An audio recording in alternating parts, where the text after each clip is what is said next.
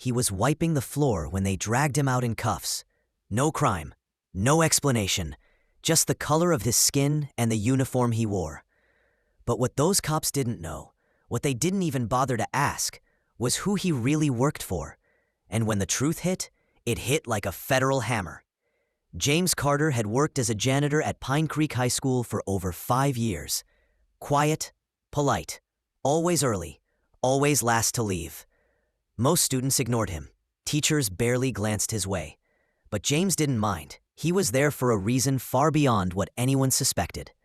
On a cloudy Wednesday morning, while mopping near the back entrance, 2 local police officers stormed into the hallway. Someone had reported a suspicious black man near the science lab. That was all they needed. "You there! Hands where I can see 'em!" James turned, confused. Before he could speak, he was shoved against the wall, cuffed, and dragged out through the side door. Students watching in stunned silence. "I work here," James said calmly. "Yeah, sure you do," one officer sneered. "Bet you're cleaning up more than just trash." They booked him without charges. No fingerprints, no questioning, just a cold cell and colder silence. But the silence didn't last long.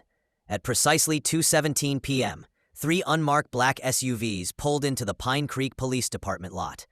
Out stepped 4 federal agents in suits, calm, efficient, and carrying sealed folders. Agent Monique Sanders led the group. She flashed her badge with quiet authority. "Where is Agent Carter?" The officer at the desk blinked. "Agent, you're holding a senior undercover investigator for the FBI's Public Corruption Unit. You just compromised a federal sting operation." Chaos erupted. Radios squawked. The chief stuttered.